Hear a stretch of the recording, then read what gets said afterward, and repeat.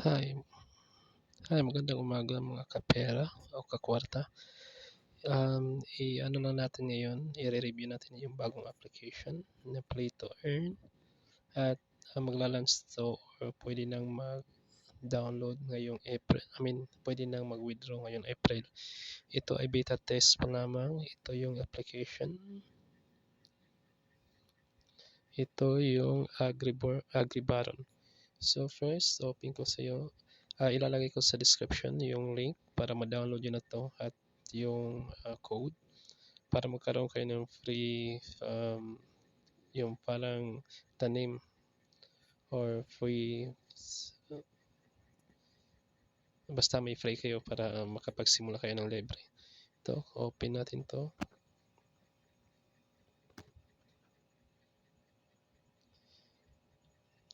Agribaron. Saka pag bago pa lang kayo, doon kayo gagawa ng account, create an account. Basta click nyo lang yung link sa baba sa description para ma-direct kayo sa pag-download ng application na to. At pag nakagawa na kayo ng account, ito lang yung pipindutin niyo, click enter. Yun. Libre lang po to sa ngayon. Mayroon pa siya mga libreng tanim. Alright, so ganito lang po. Yun, pag first nyo, meron kayong free spin. Yun, pag naka-spin kayo, magkakaroon kayo ng diamonds or itong book. Pero mostly diamond yun yung una makukuha nyo. So, pag dito, maganda dito, pagka login nyo, balik tayo ulit.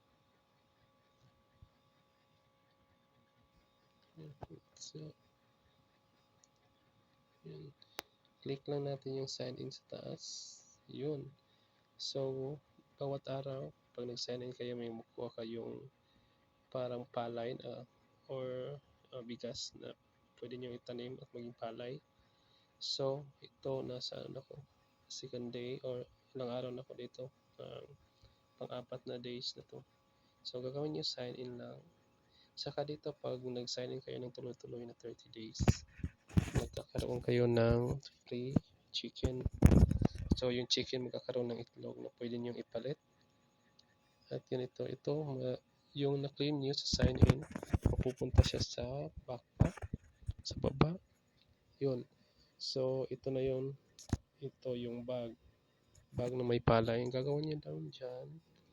Ako nakapagtanim na ako dito. So, ano ko muna, harvest. Pag na-harvest na yan, may mga palay at kahoy kayo na makukuha. Ano? Ayun. So, pagkatapos natin mag-harvest, punta tayo sa backpack. Since may nakuha na kayong para tanim itong isa, gagawin nyo lang, libre naman tong 30 plat na to pag nag-start kayo. Ito, tanim nyo dyan, ito, click dyan. Tapos 1 minute, makukuha na nyo, ma-harvest mo na yan. Tapos, naintay natin. Pag na-harvest mo na yan, kakaroon ka ng ito yung lalabas. At saka ito. Ito naman, itong kahoy, ito yung pwede mong ibenta para maging gold. So, sale natin yan. So, nagkaroon na tayo ng 96.52 na gold. Alright. Yun, tapos, pag may gold ka na, pwede mo na yung pambili ng, kunyari dito, bibili ako ng tomato. So, bibili ako ng dalawa. So, meron na tayong dalawang potato. So, tanim lang natin yan. Tanim. Tapos, dito naman, wala tayong palay. So, bibili tayo ng palay gamit yung gold. Yun. So, purchase. Yun, wala nang gold. So, naging palay na siya.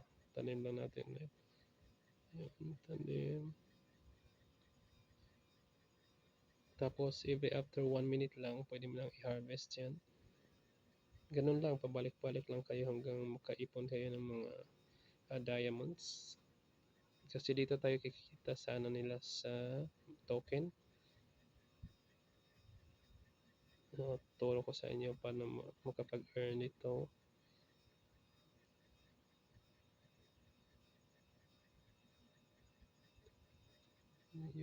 Ayun.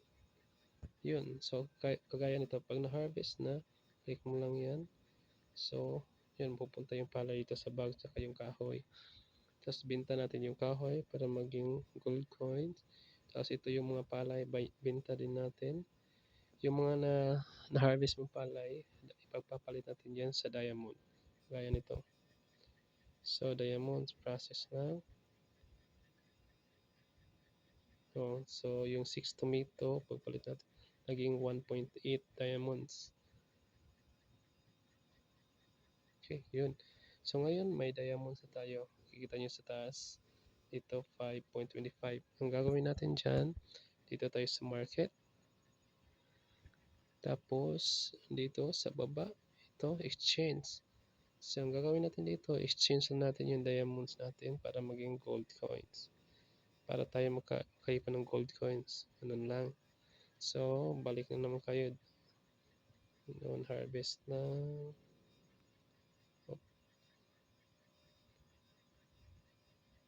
Yun.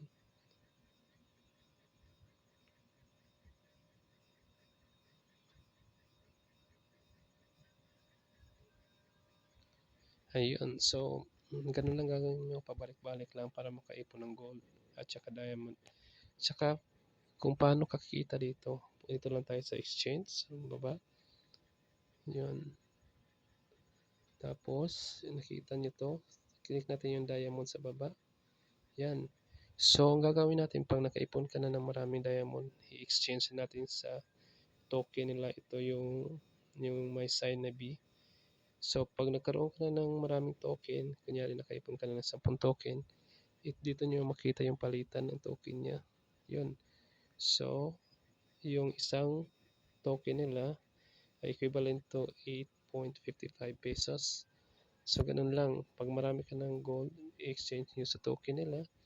Tapos, sa April, pag magka-value na, pwede na ma-exchange. Doon, pwede mo na siyang ma-withdraw para papuntang exchange wallet mo gaya ng GCash or cryptocurrency wallet like Binance at iba't ibang wallet yan. Okay? So, ganun lang kadali. Pabalik-balik lang mga loads. Benta, tanim, ganun lang hanggang makaipon kayo ng maraming token. Okay? So, pa-like and subscribe naman pag nagustuhan nyo yung ina-upload ko mga video. Dito nag-upload ako ng mga iba't ibang mapagkakakitaang application, apps, or website. May investment man o wala.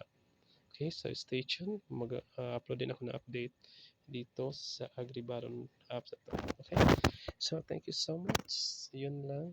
So, hanggang sa muli. Ingat.